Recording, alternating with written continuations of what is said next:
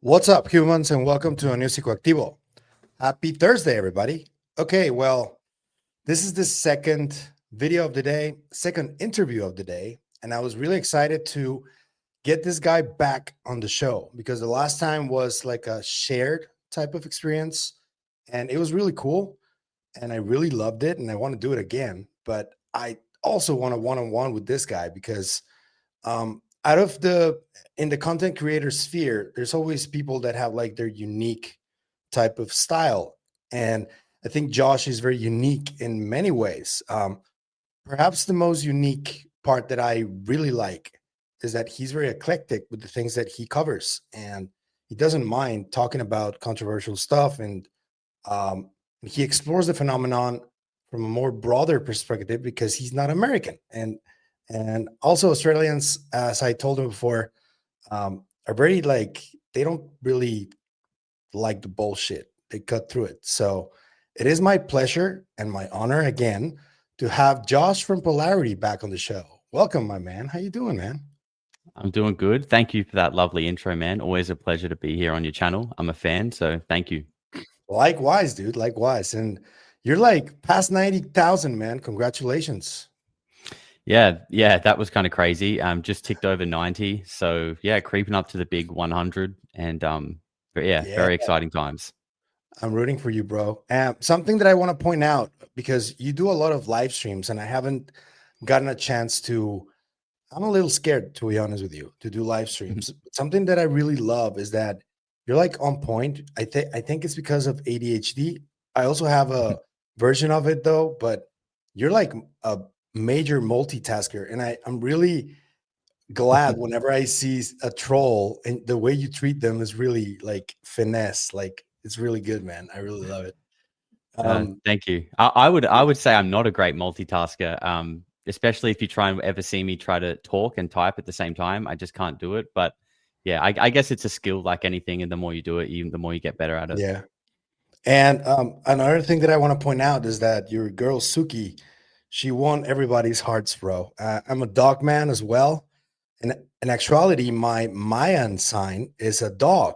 So they Nice. come, they're like in my heart, I guess. So I really love dogs, and the fact that you have a camera on there at all times, that just fills me. It's really cool. Yeah. I wanted to point that out as well. She's kind of old, isn't Yeah. she? She's up there. She's 7.5, so Oh, you know, mine are not kind of not the not same age. yeah, not old. She's definitely starting to get a few grays around the mouth though, so she's starting to get that older look, but she's definitely got a lot of life in her for sure. That's so cool, man. And you guys are moving, right? Eventually. Yeah, yeah. So I'm Yeah. about to go on sort of a big trip overseas, starting in Asia. Going to be over your side of the world next year, around the time of Contact in the Desert. So could definitely be, Oh, yeah. Could be a few of those exclusive. a few of those beer bottles might be making contact with our lips, I think. Oh, yeah. Um, but that's a big trip where I'm just trying to work out where I want to settle. And then when I figure that out, I'm going to come back, grab Suki, and that's where we're going to go. That's cool. That's awesome. I would tell you to move to Mexico, but it's really fucking dangerous. So no, that's a no. You need No, a place where, I'm yeah. thinking Southeast Asia. Not sure where yet, but it's cheap there. Like, and that was kind of the big thing about it was like I had to move out of where I'm living now because this house got sold, and my dad went overseas. So it's not like the house got sold and he was going to move somewhere. I just had to figure something out for myself, and I knew I had this trip coming up to the States next year, and I just thought it's literally cheaper to live in Southeast Asia than it is to rent here, and what I can like rent over there is like way nicer than what you would get here, and it's cheaper, so I could save more money, and I can, I want to start a second channel where I kind of document what I'm doing, and so Yeah. I just thought, you know what, let's do it. Yeah. And have you ever heard of Kent Reynolds from the X community? He's No. Australian. He also lives in those parts, and I think he can give you a lot of advice. Though he's like known in the community, so maybe I'll connect you Okay. both. He's a really Yeah, man, cool do that. old gentleman, but he's really cool. Yeah. Please do. So okay. I wanted to like get into perhaps the most recent stuff that has been happening, which was live stream that we shared with Matthew Brown, and that connection happened really strangely because I think we were both contacted in different stages. Because Matthew likes the stuff that we do. It's as simple as that, right? And he's just like a geek, just like us. Yeah. Before that happened, what was your idea of how this entire thing of the government control disclosure movement was going? And has it changed in any way after having a little bit of experience with some of those people that, are involved in this? I wouldn't say it's changed really. I think even before making direct contact with Matt, it was pretty obvious that what was happening in Congress just felt like it was going around in circles, and that the arm doesn't know what the hand is doing. I think that's one of the greatest examples we've ever heard, and I think you can extrapolate that out and pretty much apply it over the whole thing that's going on. And it just seems like one part of it is for show, and the rest is just no one actually knows what's going on. But I feel like that's by design. I feel like a country doesn't get to that point without a conscious decision being made somewhere. It can't get that far down the road where the people who are meant to be running the country go, wait, we don't know what's going on here. That doesn't. Something happened somewhere along the line where that was a conscious decision. And you could say that was back in the 40s or the 50s when agreements and things were signed. So, and if that was the case, that's 60 years or more of things to evolve, grow, develop, expand out in some kind of unknown, unauthorized section. There's probably people that have been brought in, grown up, retired, and died already in those programs. That's how far and deep they've gone now. So, I think this is so far beyond what people realize personally. And I think Matthew Brown is, like you said, I get the feeling that he's just like us. He's just a guy like us who's a geek, and he's maybe interested in this stuff. But he also just happened to work in these interesting places and saw something interesting. And he came out and was like, hey, I saw some shit. That's the vibe that I get.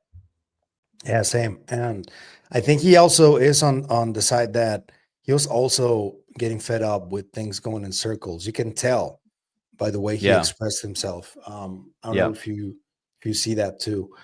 In terms of how you're trying to explore these topics,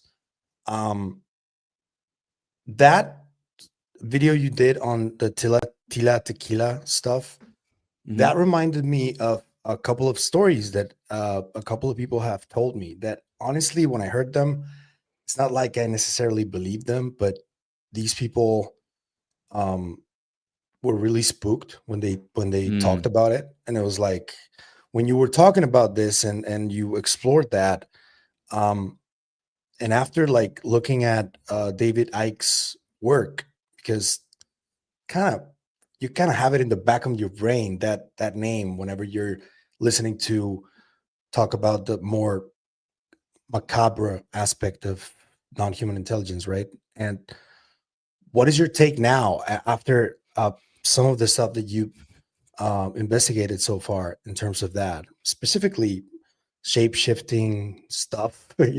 Yeah. I mean, obviously, it's a crazy topic. It's definitely on the fringy side of things. And I feel like when you first hear, maybe the first time you hear a story about shape-shifting or lizard people or whatever, it's pretty hard to accept. And I totally get that. And it still is in a way, to imagine it. But the thing that just I really struggle to shake is when you hear that there are lots of people kind of telling very similar stories, and they also all seem to be from a certain place or involved with similar groups of people. It all comes from this sphere, and you get there was that rapper who Lil Tony or something, who had his own experience, and this is just some guy who came from the hood in Atlanta, became a rapper, got taken out to LA with all these fancy cars and all these rich guys, and then they started talking about doing demonic rituals, and that's when he saw someone's face change. So, And again, that's just one case, but it's just when you start looking at all these people independently saying it, it doesn't make me go, okay, lizard people are real. Okay, shapeshifters are 100% real. But it does give me a pretty high conviction that like something weird is obviously going on here. And I think the term shapeshifter is just like the best word that we have in our language to sort of describe whatever this experience is that people are having. And I actually think it's not a great word because, you know, we automatically picture like some poor CGI face like morphing into a lizard or something like that. And I don't necessarily know if that's what's happening, but I feel like it's more in the side of like possession. Like people's soul or spirit is getting like hijacked by filling their life and their energy with like dark things. And I feel like it can get to a crazy point where it perhaps begins to manifest in like a 3D sense. And a big example of that is the Epstein survivor Juliet Bryant saying she saw him do some form of shape-shifting when he climaxed. And again, the detail of seeing it when he climaxed is something that is threaded in a few other cases as well. Like there's something about like high moments of energy being expelled where like the veil gets distorted. Again, I don't know, but there's just too much there for me to be like, oh, they're just crazy people. Like, I just think that's narrow-minded. And it's historical too. Like it's happened forever. Like, yeah, I think that a major component of the subscribers that you've amassed over time can see that uh, variation that you bring to the table, because you talk about these things, for example, and just recently you did an episode on Freemasons, and you showed a part of one of those rituals. I've seen one of those too before in video, and I don't know. I don't really understand Masons because even though I grew up with a lot of them here in Tijuana, they always kept me away from whatever they were doing because I was like kind of rejected from their lodge one time when I was a teenager. So I always moved away from them and in many of those ways. And whenever we have conversations, they're very sketchy about the way they answer. So it feels really weird. And then they're like, you're imagining things. There's no secret. And it's like, dude, now you're patronizing me. Fuck you. Yeah, Yeah. like it's like, why are you being weird then? Why are you being so like? If there's no secret, why are you being secretive about it? Yeah. Doesn't make sense. And it's like a long history though. Hopefully, I can see that your channel can at some point have a conversation with one of those Knights Templars or something like that, and it would get really wild. I think because you're like really curious about it. But what do you think about all of those secret societies and the effect that they've had and the study of these paranormal phenomena and occultism and all that? What do you think about them? I have a feeling, and you know, Matthew Brown kind of alluded to this, and this isn't based on anything that I've spoken to him about at all. It's just, you know, something he said kind of reaffirmed things that I had already been feeling. And that is that I think that there are like wars going on that we don't know about. And I don't think these are wars in the sense of like, you know, tanks and guns and bombs, but there is like power struggles happening over control of like places in the world that are crucial or sensitive to things that involve like the spiritual world. I really do think that. And I think, you know, like, you know, and it goes back to like the Library of Alexandria burning down. You know, there's this weird jostle over territory in the Middle East, especially around Israel. Like, why is that land so special to some people? There's that video in 2011 of that orb coming down over the Dome of the Rock and then shooting back up that was filmed at 4 different angles in 2011. That is such an interesting video, I think, that doesn't get talked about enough. And you know, a couple of years ago, like the was it like Notre Dame had like an arson attack on it and like burnt down? You know, that was never publicly said to be any kind of, you know, underworld political warfare or anything like that, but it just makes you wonder. And I feel like and there's all these things about the CIA and that remote viewing and trying to find like the Ark of the Covenant, the Tomb of Gilgamesh in the 2003 and like the Iraq War. There's just too much. Again, it's just like the shapeshifter stuff. When you look at these things independently, and someone says, "Oh, America invaded Iraq for the Tomb of Gilgamesh," it's kind of like, okay, maybe. But then when you look at everything else, it's like, wait, there really does seem to be some kind of investment, or at the very least, the people at the top take these things very seriously, but they're not really telling you about it, or they're making you feel silly if you think that they are. And again, with the shapeshifter thing, reptilians specifically are the only thing that is in every creation story or a variation of it. And that's just another thing that really interests me about it, because, you've got, the Bible, you've got the serpent with Adam and Eve. Australians, we have the rainbow serpent. Mesoamerica, you've got the Quetzalcoatl. Thank you. And all over, right? And interestingly, they are the one sort of species of non-human intelligence that are like the most ridiculed. Like that's like the silliest one to believe in. You know what I mean? And I find that interesting in itself, because really, shouldn't it all be the same level of silly, considering there's equal proof of all of it? Or you could argue there's actually more proof of the lizards because they're in every creation story. Yeah. So like that's the one thing that just like bends my mind. And yeah, people might think I'm stupid or whatever for looking into it, but I don't know. I kind of got over that stuff a while ago, and I just don't really care anymore, because I just kind of follow my intuition. Yeah. The one that got me more interested since I was little was the whole archetypes of gods that went throughout history. That there's the Greek mythology, then the Roman mythology, and there was a certain point when they actually believed that these things existed, gods in plural. And I was always very fascinated by that as well. And also within those mythologies, lizards exist too, though. So it's pretty significant, I think.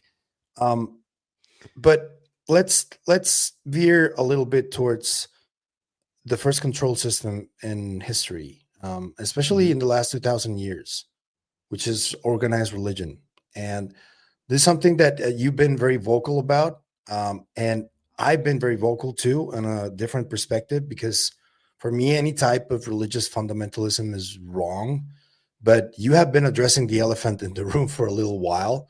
And I just want to get your perspective on that. Why do you think there is so much censoring those types of conversations, such as whatever the Zionists are doing in Palestine and everything that comes along with that,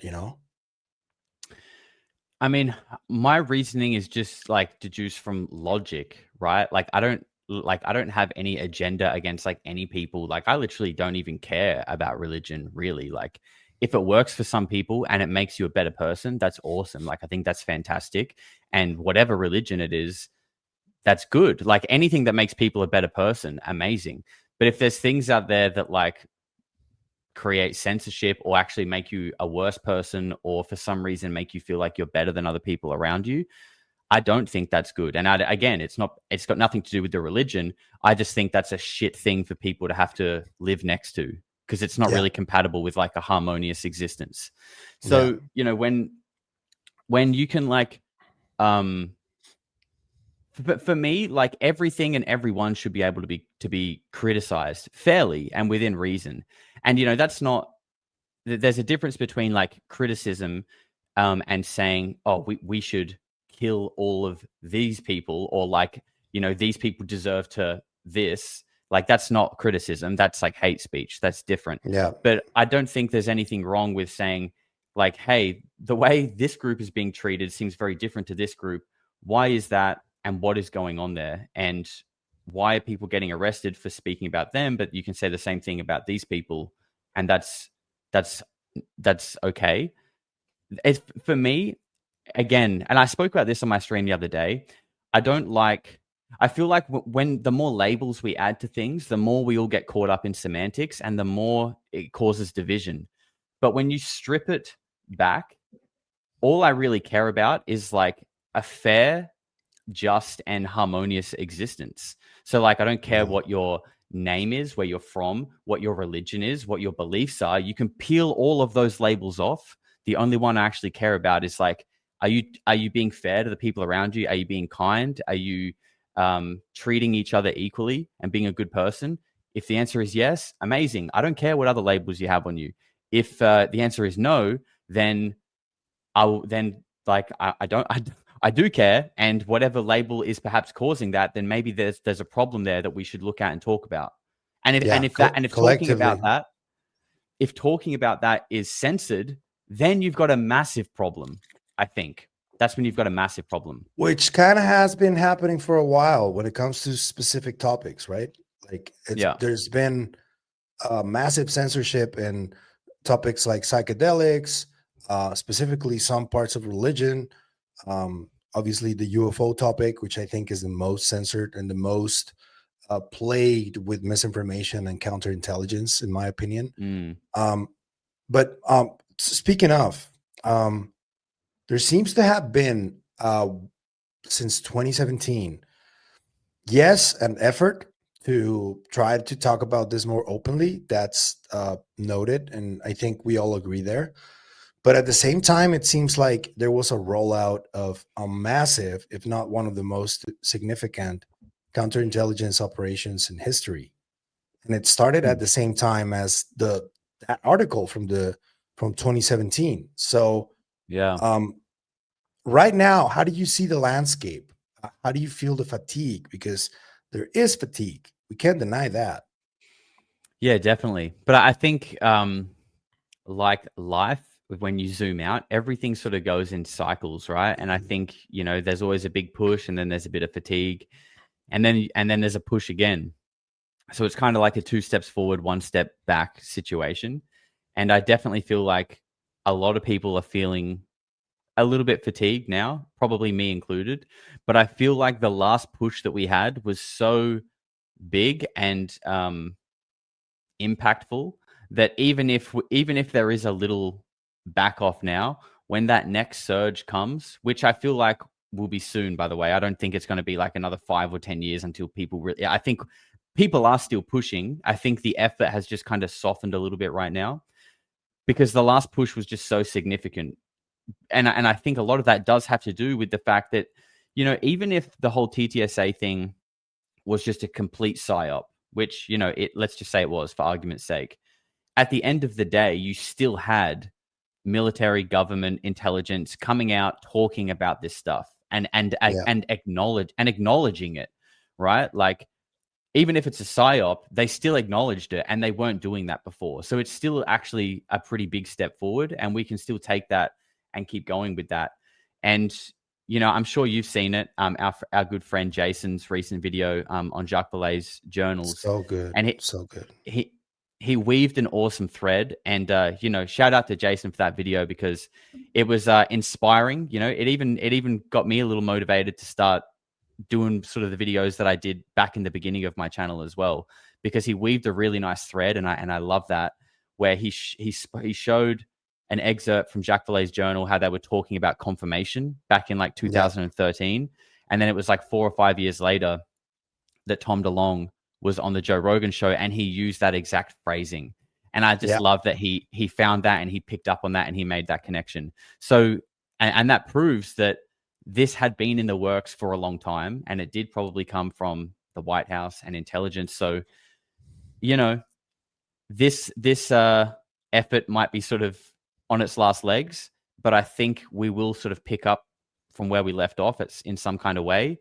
And I feel like it's probably going to pivot a little bit now to a more consciousness-driven, spiritual / interdimensional aspect, whatever that actually means. But I feel like that is the way that it's going. I feel like that's been the way it's going for a while. Yeah, and historically, there's a lot of precedent to that type of investigation, right? Because it's not just Stargate, which is the most famous effort, but the Russians were doing it before.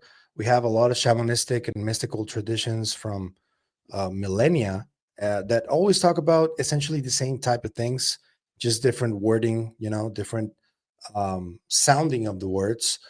But I do want to talk to you a little bit about a little theory that I kind of have. I don't know if I'm off, maybe, but based on what I've been looking into, and for example, that video that Jason Somoza did, and the recent statements from Dr. Eric Davis, where he says he wants a pardon to talk about this stuff, and then James Hmm. Lakatsky was asked if he was part of the legacy program, and Dr. Kid Green is nowhere to be seen. Nobody can get an interview with him. Tim Taylor, the same thing. Dr. Gary Nolan blocks everyone. He has like a happy finger for blocking people. And all this type of activity from scientists, it's not counterintelligence people, it's scientists. It just makes me think that maybe with that movie that is coming out next week, there is sort of a push that Joe Rogan already alluded to.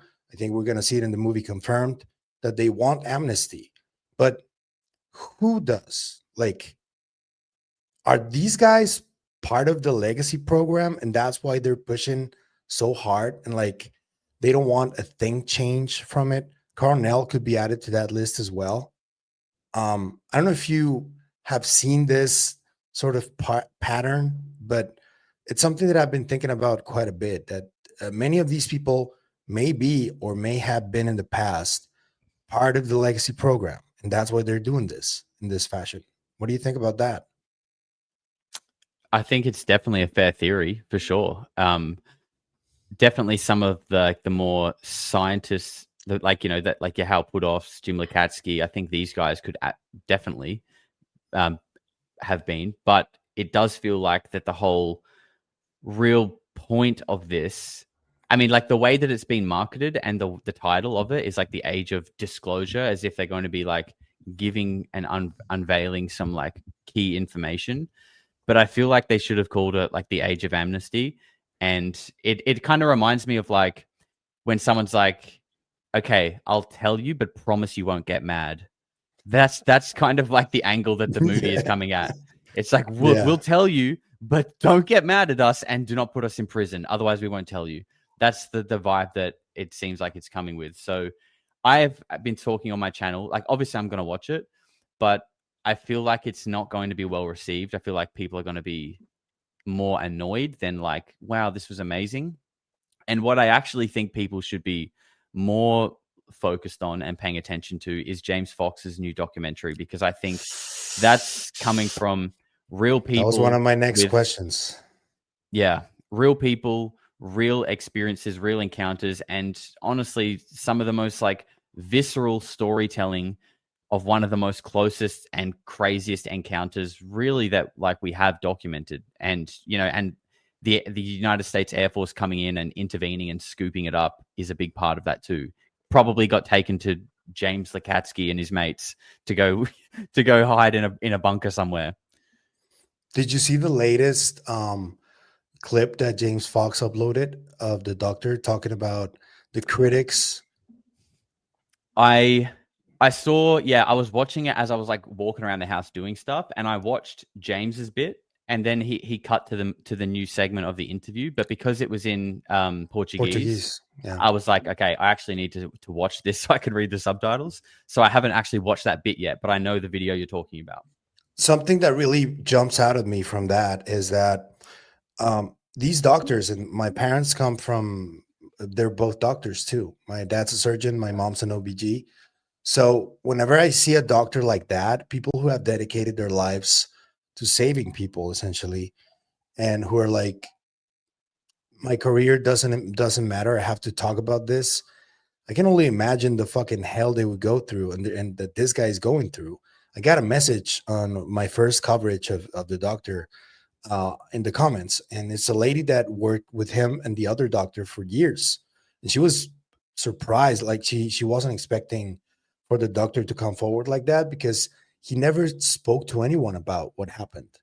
And now that they like know that he spoke about it, they're like, people are completely shocked, like they were not expecting for him to, because the other doctor is like talking about it all the time, and but this doctor kept it quiet, and only after the heart attack he had, that's when he decided to speak.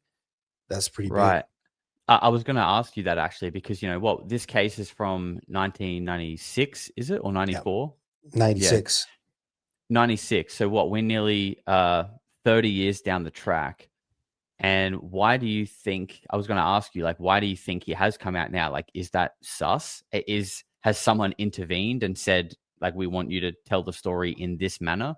Or do you think, and I actually, if he did have a heart attack, which I didn't know, I do Yeah. think that is a pretty believable reason, because people do have big epiphanies and like changes of the way that they think when they have like a near death experience like that. They kind of click with like what's really important in life, and the Yeah. decisions they should make.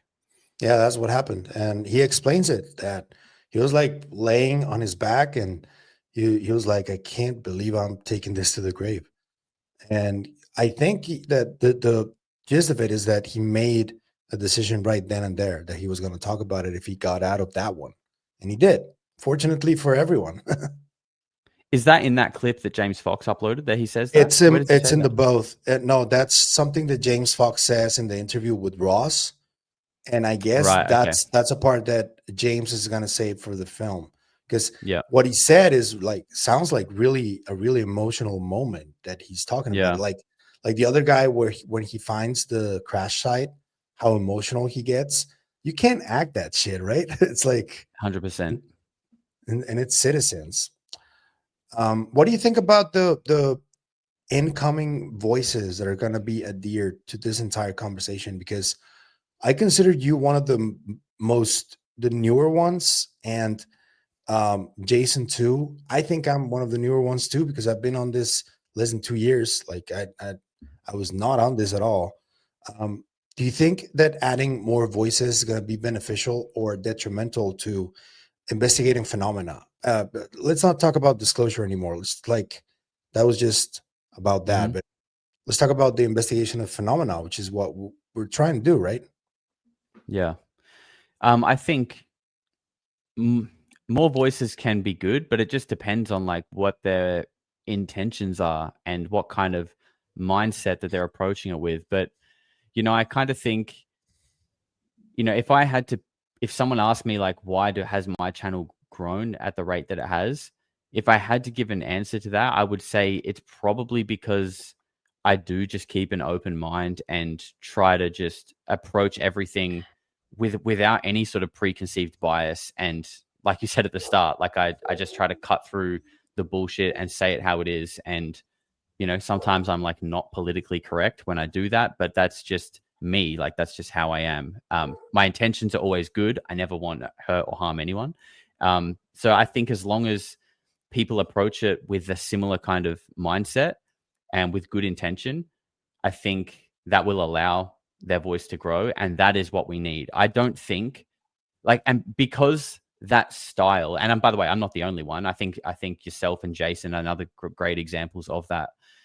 And I think now that people have sort of felt like that style, I don't know if someone trying to enter this space with like a sus ulterior motive, or, was like tunnel visioned on a specific narrative or a specific outcome. I don't know if they would do as well anymore, because I think people understand that you really do need to have an open mind to look into this kind of stuff. So obviously the more voices, the more eyes on it, the better. But I think having the right approach is the most important thing. And those voices that are more like tunnel visioned, as you say, those can actually be detrimental to the entire Yeah. landscape because they're gonna blur things and they're gonna make it more difficult for people to, um, yeah, try to suss them out. And I do agree there with you.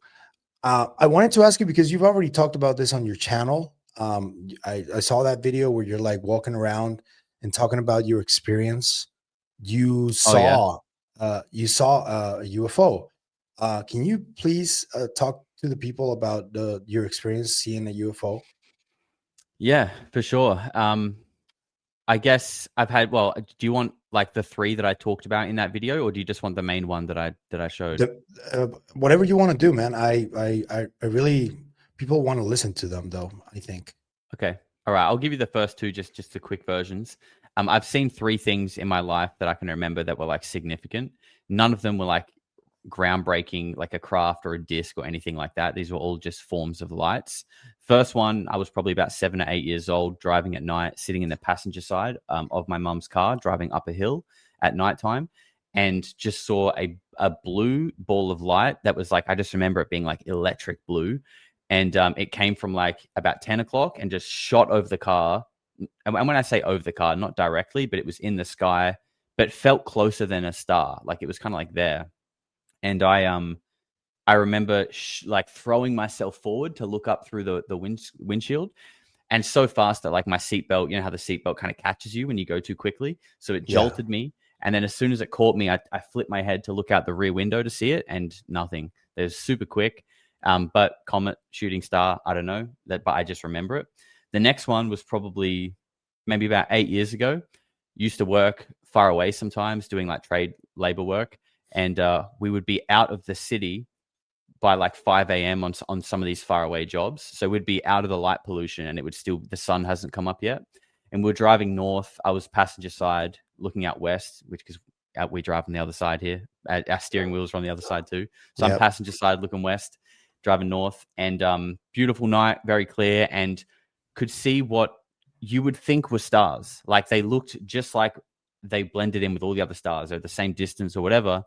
But these three were just kind of like playing or dancing with each other. That's the best way to describe it, is like, you know, one would go here, then the next one would go like that, then up here, then, you know, they were just kind of like following each other around and like doing this kind of stuff. There's three of them. So there was, and you know, nothing does that. Nothing stops and goes the other way and does that. So I don't know what that was. But the big one in that video that you're talking about was in February this year, I believe, or late January, and was just taking my dog out to throw the ball at the park. And I think this was maybe like just after the whole psionics thing broke with like Jake Barber, right? So I very just like... Interesting. Yeah. I'll tell you something about that after you finish. All right. And like you said at the start, I got like, I've got ADHD. I feel like I've always been a little bit like neuro spicy. So I've always sort of wondered, you know, like, oh, neuro spicy, maybe, I like that. maybe I've got a little something going on. Who knows? So I was just throwing the ball for my dog, and I would throw the ball for her, and then for like 2 minutes while she would go and get the ball and chew on it for a bit, I would just close my eyes, just sitting on the park bench. It was like, you know, sun was just starting to set, but it was still daylight.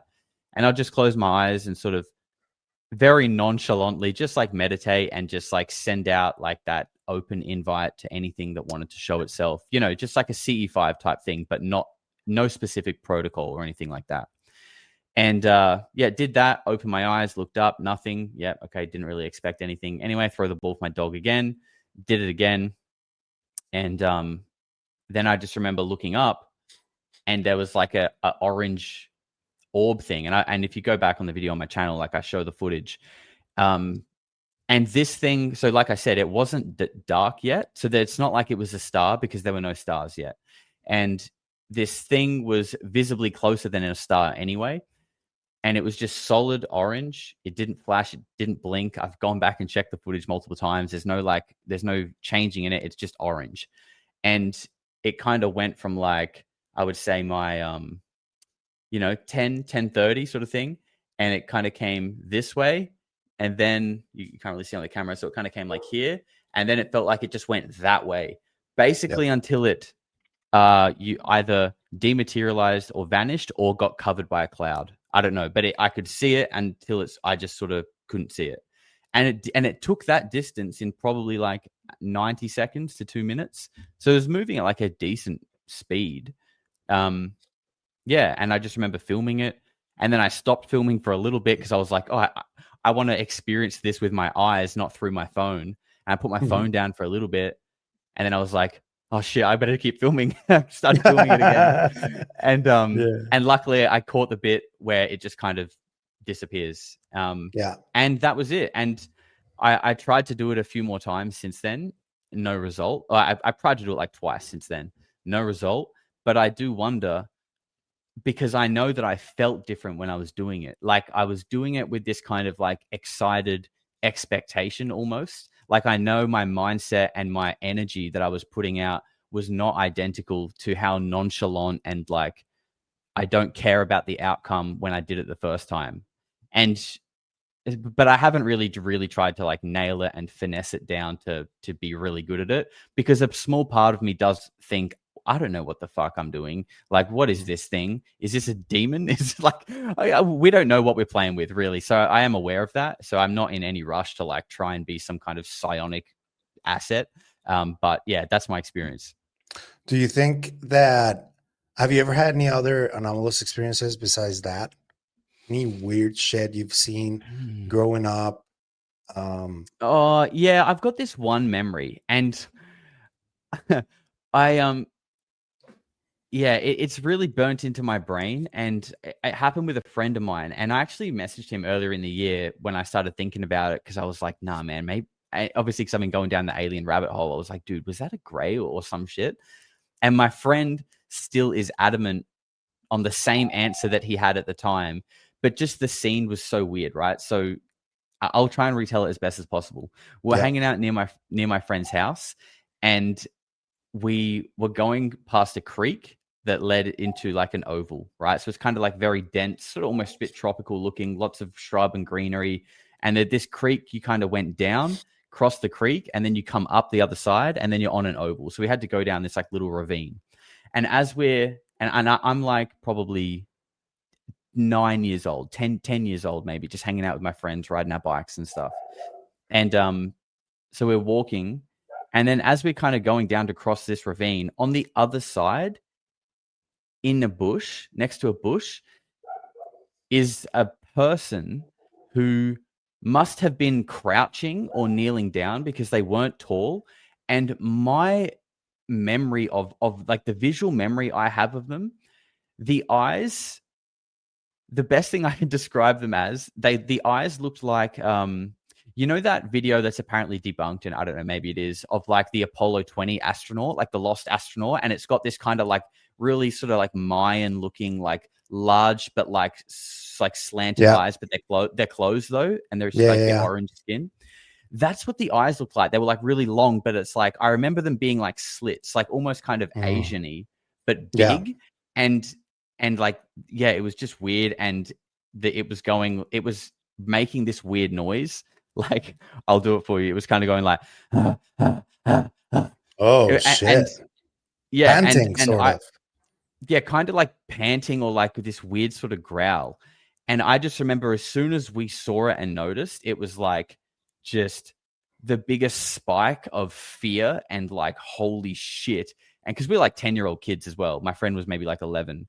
And all I remember is we just legged it, which meant we would have had to have run past it. But I don't really remember that bit. I just remember being on the other side of the ravine and still running. And so, and I messaged him, and so like he reckons he knows who it was.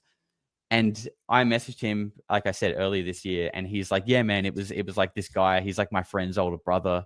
And he's just like so certain of it. And look, maybe he's right. I hope he's right.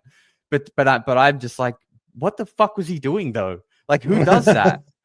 What is he doing in there? Just crouching in a bush, growling at people? Like, that's kind of weird, bro. Anyway, I don't know, man. But yeah, that's the only other anomalous sort of thing that I have in my memory. 9-10 years old is a good enough memory to remember something vividly, right? So, man, that's wild. And what about yeah, I wanted to ask you also about, yeah, you had a story. Yeah, when you said that it happened right after the Jake Barber interview. I don't know if you're aware that something else happened that night when well, it happened to me, and it happened to a bunch of people that were on my Discord. Oh, really? I woke up at 3 a.m. feeling like a jolt of electricity throughout my entire body. Oh, like, bro. And when I woke up, it was like, what the fuck is this? What the fuck is happening? And I went straight to Discord and I started asking people. I was like, and there was a lot of people that were like, yeah, the same thing just happened to me. What the fuck was that? And none of us know. Goosebumps. Yeah, dude, none of us know. Look, I want to say that happened to me.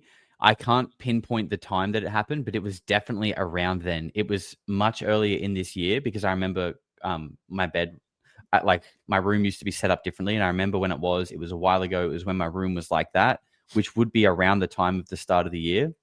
And I remember waking up this night, and I was also like playing around with the gateway tapes at night before I went to bed. So I was wondering maybe if it was like an effect from that. But I remember waking up and it was like my whole body was almost like vibrating in a way. And like my heart rate was up. And I don't know, I don't remember the time specifically, but it did feel like almost not like an electric shock where it like zaps you and shocks you, but it's like there's like a current running through Yes. your body. Um, but I felt it as soon as I woke up, and there was like, and I this sense of like vibration in my body and a current, bro. That's crazy because yeah, that Yeah. happened to me just one time, and it was definitely earlier this year. Yeah. And I don't know, this whole phenomenon thing, man, I hear stories about bodies and like shapes and types, but then I look at what has happened, right? Like the things that are for sure that have these patterns, like the grays and the abductions and whatever near death experiences are, and these alleged communications, the downloads. I just keep getting this feeling that this whole conversation about a fucking galactic federation and all that shit is like part of the misinformation campaign to like prevent you from actually investigating the things that are happening, like everything Mm, I mentioned. Um, yeah. and that shifting stuff in Mexico, as you know, we have nahuales, which is essentially a skinwalker. And in the lore, they shapeshift into other things. So it's a long history and long lore, but I don't know what you think Dude, about it's this everywhere, whole. man. Yeah, yeah, it's everywhere. What do you think about this whole conversations about different types of races and the Galactic Federation and the Pleiadians and all this? Because I've gotten a bunch of emails of people trying to interview, and I'm like, I'll pass, thank you, but um, I don't know. Maybe I'm wrong. I don't know. Mm, mm. Yeah, I mean, it is always a bit sus when people approach you for an interview. I do think that. Although it did happen to me recently with Samuel Chong, and I know he probably approached you and a lot of others, and I think a I lot of said people no. declined. I Yeah, said yeah. no. And my first gut instinct on that was to say no, as I'd normally do with anyone who approaches me first. But I think because he was Chinese, I was more interested in his perspective. I wanted to know like what his angle on the whole topic was, coming without sort of the indoctrination of like Western media and propaganda. That's what I was most interested in. But That's the best angle though, that you should mm, have that you had to take. And I feel really bad for people who are like very government oriented in the US, that whenever just they just hear the word China and it's like a switch. They instantly yeah, like, it's like communism. Yeah, yeah, communism sucks, but China is a whole country. Like it has a wide variety of type of people and types of philosophies, and it's like, what the fuck? It's yeah, almost man. scary. Yeah, it is. It's brainwashing. Like it's actually Yeah, brainwashing. And when we say brainwashing, I feel like we picture like zombies going like, ugh. But like no, brainwashing is like programming your mind to react and think in a certain way when you receive a certain like trigger or stimulus. And that trigger or stimulus could be like China, and you go bad. You know what I mean? To yeah, like simplify it, China, bad. That's brainwashing because, like you said, it's a big place. There's lots of good people there. Just like, you could look at like things the US or the Australian government does and be like, they're bad. But there's so many people in both those countries who are beautiful, awesome, kind, loving, amazing people. It's the same everywhere. And I yep, think I think people really need to travel. Like traveling teaches you something that you can't get in like an education system. And I think what that is just perspective. And I think that's so underrated, that when you see like how other people live in other cultures and other countries, and it's very different, but in a way, it's kind of very much the same. And you realize that we're all just kind of human that's just happened to be born in different places that have their own way of doing things. But at the heart, we're all basically the same. Yep. And some may Everything be else is hybrids propaganda. too, though, but okay. Yeah, yeah. Yeah, that too. That too. That debate Sorry, about China. Yeah, tell me. I was just going to say, I think I went off on a little tangent there. What was the actual question that you asked? Sorry. Well, I like that we got into this conversation though, because now you gave me a good segue to talk about China a little bit more, because Okay. that debate is essentially whether you think that China already cracked something, some type of new technology with the reverse engineering. I remember the Ning Lee story, that she Yeah. died, and it was really strange, and she left for a while, and then suddenly in tech conventions, according to Dr. Anna Brady Estevez, you saw Chinese people, Chinese scientists, trying to talk to other scientists from other countries about extended electrodynamics, which is essentially the real world term for what could be considered anti-gravity. And this was early, like back in 2013, 2014, this was already happening. So I don't know where you stand on the debate, because I know that they're also in danger of like losing a lot of people because of civilizational collapse, because of that Mm-hmm. law that they implemented of one kid per family or something like that. Yeah. So where do you stand on that? Do you think China could have discovered something, or do you think no chance? Yeah, no, I do. And I actually have a little theory around like um scientific advancement as a whole, but I'll speak about China first and I'll come back to that. Okay. I think China are at least neck and neck with America. I really do. Like these guys when and like these guys, I mean, everything's made in China, first of all, or at least it was for a long, long time. I feel like they are kind of the kings of manufacturing when it comes to this kind of stuff. And when you look at their recent fighter jets, they look just as good, if not better, than what like the West are rolling out. And also, if you look at China's big cities, like Shenzhen, for example, these cities look exactly like what we all probably thought New York or LA would look like at this time. But these like our or Sydney or Melbourne, but all of these countries or all of these cities still look very much like concrete jungle, bland, kind of old. Not like there are obviously still sort of modern buildings going up here and there, but like if you zoom out and just look at the city from like an aerial view, they don't look like very modern high tech cities. Go look at like Shenzhen, and it's like the Jetsons in a way. Yeah. Like it's super, super high tech. So just Yeah. kind of looking at that, it's like, why are they like that and we're like this? Like if you're just to try and, stay out of the rabbit hole and be like, well, my logic tells me that these guys are just more high tech. And I'm sure that would go deeper. And again, like if that's what is on the outside, like any government, the real high tech stuff is on the inside in secret bunkers that you don't know about. You get the surface level stuff for free on the outside. They have the real shit back there. So I think at the very least, China are neck and neck, if not more. And that's exactly what Matthew Livelsberger said, that the Cybertruck bomber was that these guys are neck and neck and it's mutually assured destruction.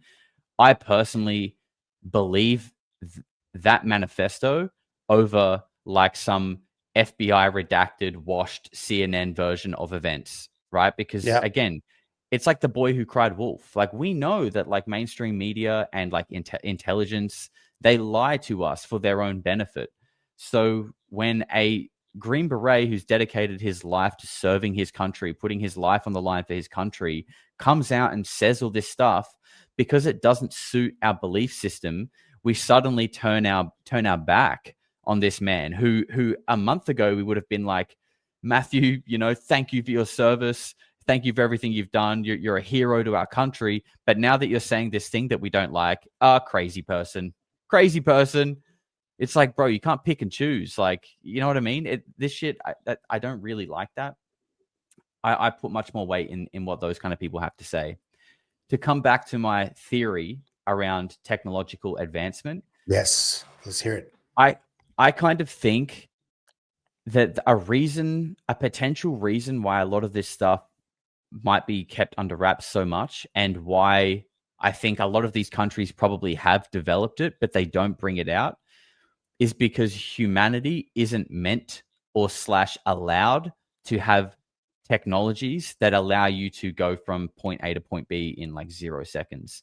Like there is some kind of universal law around that.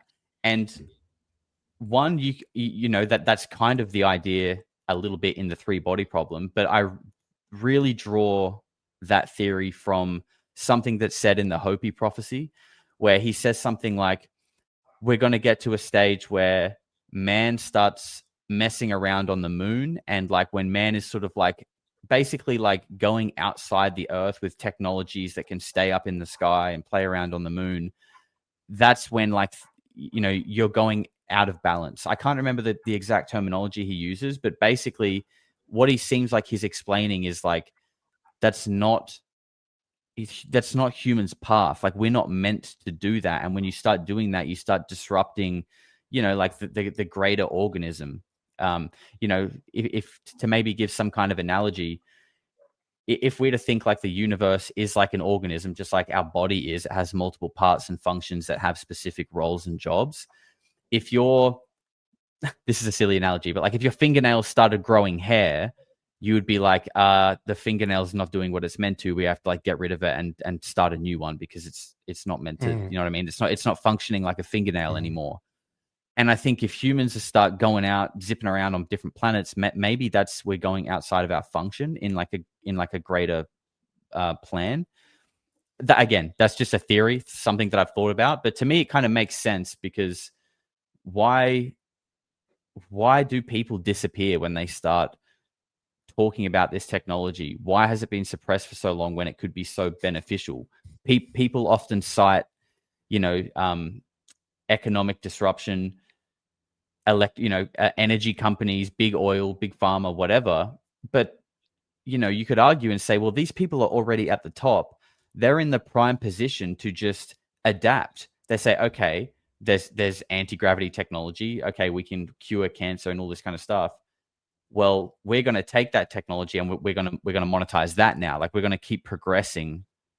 And with that technology, it kind of seems weird that they would just halt and stop at this certain point when they've already got the monopoly. It's not like some unknown is going to knock off Apple and Tesla with anti-gravity. Do you understand what I'm trying to say? Yes. There's also that pattern of, for example, the kids at Zimbabwe, what they were told by the beings. Yeah, You're getting too technologed. And something similar happened in Virginia, as far as I'm concerned. And this is like a common trope in contact and communications with NHI, that they say like you're going down the wrong path of technology.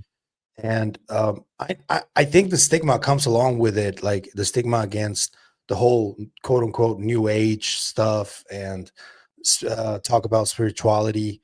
I guess where I do draw the line in there, because I think I am a very spiritual person, is with the first control system that I talked to you about a little bit ago. When it comes to organized religion, the way they have tried and successfully even erased a certain part of the gene humans have naturally, due to the Inquisition. That's what triggers me when it comes to people confusing spirituality for religion. I don't think they're the same. Yeah, I would agree with that. I don't know. I guess I would consider myself a spiritual person if we had to like put labels on it. I'm not a fan of labels, as you can probably tell. But yeah, I think that is important, that people realize that like you don't need to go to a certain place, or like, I mean, this is just my opinion, right? At the end of the day, I think what really matters is, as long as what you're doing makes you a better person and enriches your own life and the people around you, then that's good. But for me, in my experience, I don't think you need to like worship anyone else. And I actually feel like giving yourself or sort of relying on something or someone else feels like it takes the power away from you to create change in your own life, because you're waiting for like a savior, you're waiting for someone to return, you're waiting for something to kind of like come and fix the world for you in a way. Whereas like if we all individually realize that we actually have the power to make that change, then collectively that change would just manifest because it comes from our belief, right? Like we sort of manifest our collective reality through the things that we believe in and put our energy and time into. So if we all collectively believe that, I actually believe we would sort of manifest a better, harmonious world. But instead, everyone's either just like nihilistic and thinks we're all fucked anyway, or other people are like waiting for someone to come down from the clouds and save us, and no one's doing anything. But if we all said, hey, we can do it, then maybe things would change. Yeah, and I think that people like you, people like me, people in my family too, we're literally creating our own reality as we go. And some Yeah. people think that talking about that is like trying to say that magic, as in the science fiction type of magic, is real. Like you can just appear something just like that out of the blue. And I don't think it works that way. I think it's even, I would call it a biological process that needs repetition, and it needs nurturing, and it needs like more and more information. That's the way we get to do that. And I think that you're doing it, man. I really think so. And I think that that's, you say that it's a matter of being open-minded. I think that's part of it, but I think the authenticity also comes across, and I think that's very valuable, and I think that's something that people look for automatically. It's so yeah. Imagine this fucking David Icke was right, about the whole thing. That would be fucking wild. I want to see an interview with you and David, if I'm honest. Dude, I tried. I hit him up only like a week ago, so who knows? He might get back to me eventually. But yeah, we obviously did like a big sort of reptilian shapeshifter focus like last week, and I thought it would be really cool to like try and cap off the week. But I tried very late. But one day, I believe it'll happen, whether it's in a month, in a year, or two. But yeah, I'm sure I'll speak to him one day. That African shaman, what was his name? Mutwa? Credo Mutwa. That dude talks about tridactyls. Did you notice that? Oh, dude, I might have missed that part. Sometimes I get a little like sidetracked with my chat and stuff like that. What do you think about the tridactyls now that we're here? Like the Nazca mummies, you mean? Yeah. I mean, I don't think they're fake. I'm sure there are probably some kind of paper mache recreations floating around, but I think the ones that are like being scanned and you can see that there's like eggs inside some of them, and just to talk about like them being an art project and a fake. If they were fake, the person who's making them would be a famous artist and wouldn't be spending their time making fake aliens because they're so incredibly well done. Like this person wouldn't be, some unknown guy in Peru knocking up little alien models. You know what I mean? He would be doing this for a living and making money. So not aliens, but just as an artist in general. So yeah, I definitely think they're real. There's other stories that I've covered on my channel from around Sangayan Island, which is just a small island off the coast of Peru, which there's photos of these small beings and encounter stories with these things that look exactly like small greys, that look exactly like the tridactyls. And so, and that's not far from Nazca. And then you've got the Nazca lines. You've got Machu Picchu just up a little bit more. And then a little bit, if you go south in the desert, you've got the Atacama Giant too. So in that region, there's just so much strangeness. And again, like the same kind of idea when we talk about the shapeshifter stuff. Yes, individually, if you just saw the Nazca lines, you could be like, oh, some guy decided to make a bunch of pictures in the ground. Like, okay, yep, maybe. But then you've got these mummies that have been found that have been scanned to have eggs in them. Then you've got these photos and reports on Sangayan Island. Then, you've got the anomalies of Machu Picchu. There's like altogether, you can't tell me these are all just coincidences. I'm not saying I have the answers, but at the very least, we need to be having an open mind about this, because clearly something is going on here that I feel like definitely some people know what the truth is, but it's being withheld for whatever reason. Yeah, and also apparently like a tunnel system throughout a large chunk of South America that Timothy Alberino Wow. has been talking about for a while now. Alberino has some interesting theories, though. And then the face there. peelers, just another weird thing going on in Peru. I'm actually going to do a stream on them in a couple of days, but I would love to hear what you're about to say there. Sorry, like some of Timothy Alberino's theories. Yeah, well, he talks about this the story of the Kandahar giant, and he was the one who discovered. He was the one who discovered through LiDAR. He discovered the interconnected tunnel system in Peru. He lived in Peru for like 9 years, so he knows his way around, and he has some of the most out there stories covering them. He spoke to the helicopter pilot that allegedly carried the body of a giant that was killed in a gunfight with a military unit. This thing allegedly, this thing allegedly killed a bunch of these soldiers, and it had red hair, bluish skin, really wild stuff that we go back to what you said about this instant stigma that people feel when they hear things that are like so out there that you go, that's impossible, dude. That's bullshit. But you see interviews like the ones Alberino did on this helicopter pilot, and you go like, that dude saw some shit. Like, you can tell the I need trauma, to see that interview, bro. That sounds awesome. Yeah. I'll send it to you after we finish, man, for sure. Yeah. You'll do a great stream about that alone. That's going to be awesome. That sounds great.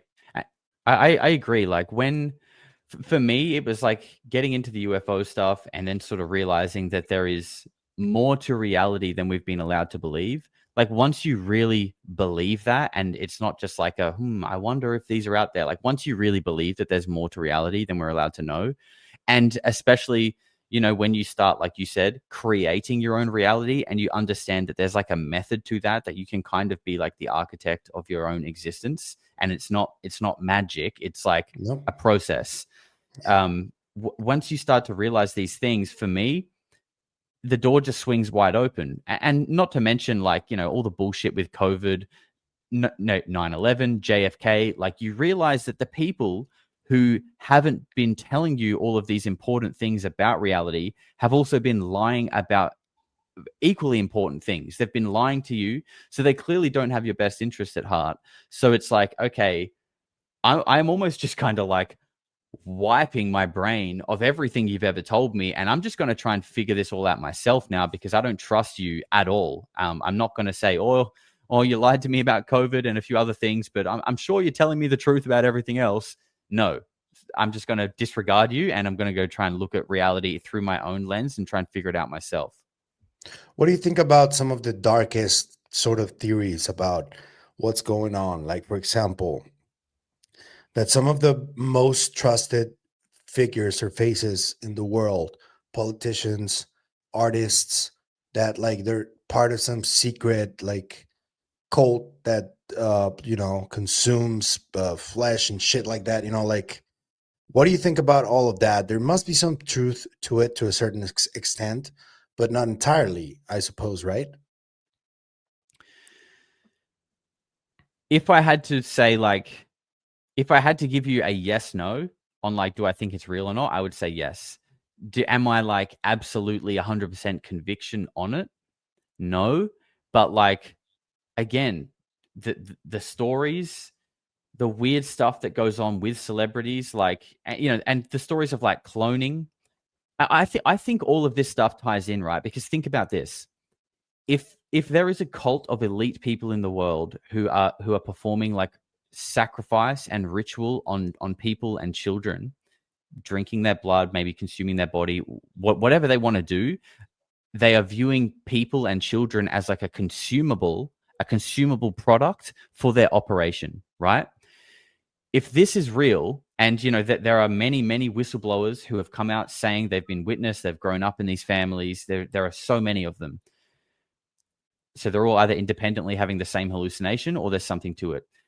If the richest elite people in the world are doing this stuff and they need a consumable product for their operation, a consumable product, by the way, that is extremely valuable, and that if you're consuming too much of, people are going to start going, people are already going, why do we have so many missing children? Why can't we find all of these thousands of missing kids all over the world? It would make sense why someone like Jeffrey Epstein, who was very intrinsically tied to this, and the royal family, by the way, and Jimmy Savile, who was a pedophile, but we won't go there. One of the worst people in history.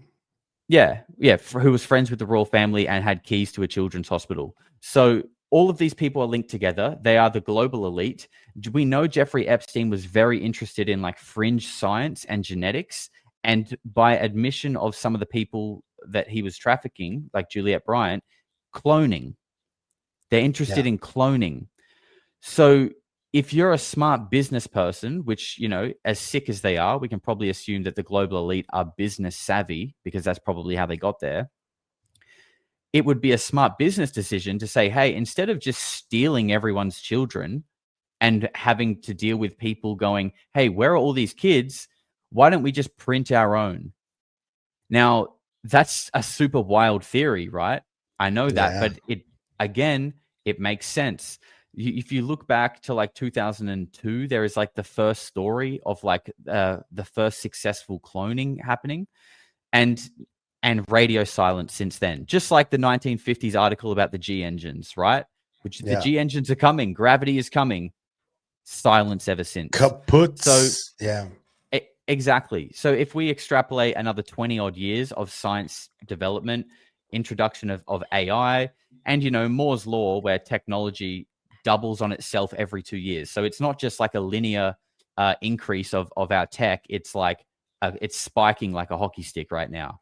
So over the last 20 years of potential cloning technology, it would make sense that they have decided, instead of stealing people's children all the time, we're just going to clone our own. So we now can do as much of this weird, dark shit as we want, and we're not disrupting the greater public.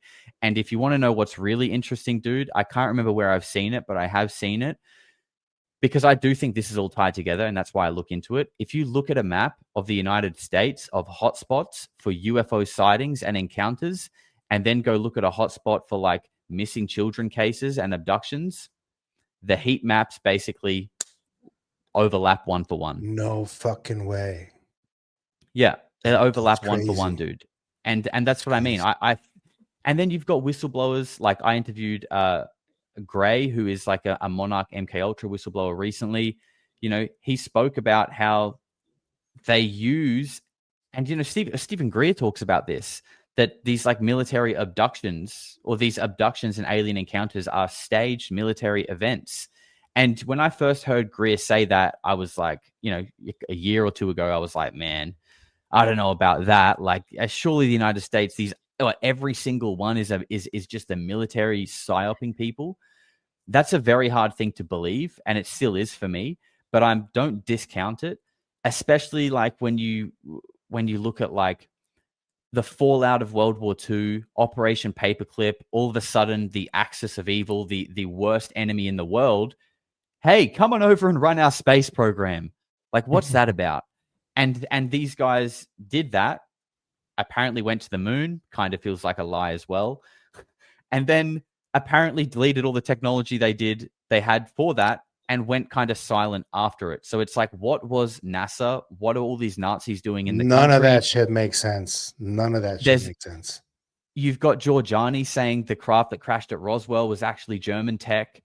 Dude, and look, let me just be clear. I don't think all aliens aren't real, by the way. I absolutely do believe in non-human intelligence, and I do think it interacts with us. I do believe it's probably more in some kind of spiritual sense of acting through us.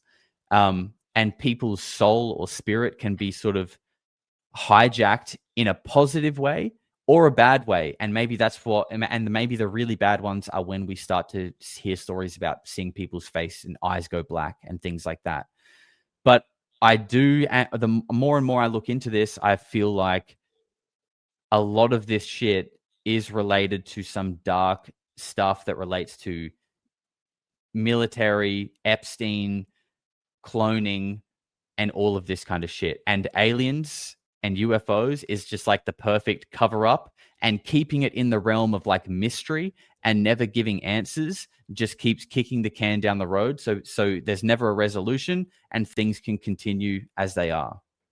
Dude, I'm like, I'm gonna make it my mission to like ask the universe and the powers that be that you can get that interview with David Icke, so you guys can riff off of everything, all of this, because I still to this day think that he's probably not right about a lot of what he says, but it's really creepy seeing a lot of these things coming out. And this guy is like, he always has a tweet for that shit, like, told you, motherfuckers, told you, motherfuckers. Yeah, and that's the one thing about David that I'm always like, oh man, because like sometimes something will happen and I think it's good. I'm like, oh yes, things are finally, you know, taking a turn, or maybe we're making a positive stride. But then David will tweet and he'll be like, yep, more Zionist propaganda. And I'm like, oh, David, can't you just be happy for once? You need to get your meds, bro. He's getting up there. Yeah. I hope I'm gonna lobby for you to get that interview, man. That would be really cool. Thank you, bro. Yeah, it'd be awesome. Okay, man. So, I want to thank you for the great time. I don't think this is gonna be the only time we speak one-on-one. I want you on the show many times, so we'll talk about different topics eventually. But I want to ask you, where do you think the movement is going? Where do you see this going over the next year, and then over the next 5 years, maybe? If I had to guess, I would say kind of what I mentioned earlier. I think this is going to pivot to a far more like consciousness, spiritual based disclosure. And I think, and in a way, I kind of feel like science and the realm of like quantum mechanics is kind of already touching on what I feel like that disclosure is, in terms of like how, you know, everything is kind of connected. That's, you know, the basis of how all of this works is that we're not actually all separate. Our stream of consciousness that keeps us alive and speaking and able to have conversations and interpret data, that's not something that's just like local to our physical bodies. It's more streamed in from something, the same way your Netflix or whatever is streamed into your home. There is some kind of field out there that we are dialed into, and that the more we learn about that and the more we understand that, we can utilize it and finesse it and figure out ways to communicate and realize that we are all, we might be in individual bodies, but we're all kind of from the same source. And I feel like the more we learn about that, hopefully it's going to bring us to a place of like harmony and love, and no humans thinking that they are superior than others, or believing other groups or races or certain people are subhuman. I think that's a really important part to humanity being able to coexist and live happily. Because if at the end of the day, if there are people here, groups, countries, or whatever, that think they are better than other countries and they can't get over that, we will never ever live in peace. We just won't, because we're going to have people here who think they you know, have a right over others, and that's just incompatible with harmony. I agree with you, man. Let's hope it happens, though. I think that these conversations and what people like you and Jason and others are doing are part of this. So thank you for doing what you do, man. And thank you for being open-minded and for not giving a shit. I love that shit. No problem, man. And yeah, that's you know, it's not like I'm doing anything special. I just, this is it. This is the way that I am. And I'm glad people enjoy it and want to come along on the ride with me. I appreciate you inviting me on your show. And like you said, definitely won't be the last time. When I'm stateside next year, we should maybe try and do something in person. I think that'd be a lot of fun. Let's fucking do it, bro. So you guys know where to find him, Polarity on YouTube. And which other platforms are you? So I'm basically like at Polarity Josh on everything. But if you don't mind, like I said, I'm going traveling starting in a couple of weeks, and I've just started a new channel called Josh Radamas TV. If you could chuck that in the description as well, I'd Of appreciate if course. people could go and follow that one. I've got one video up at the moment, probably another one coming soon. But obviously, once I actually get out there and start traveling, the videos will be a bit more constant. So that channel is basically to try and give a bit of contrast, right? Because obviously, based on this conversation, everything on Polarity has a little bit of a dark undertone because it's strange and odd and trying to work out what's going on. But I want this other channel to show the other side of the world, like the beauty, the fun, the cool things, and just kind of take people along that ride with me. All right, man. Thank you so much. And yeah, check out the channel. Thank you for this, and I'll see you guys in the next one. Thank you, Josh. Have a great rest of your week, man. My pleasure. Thanks, bro. Bye.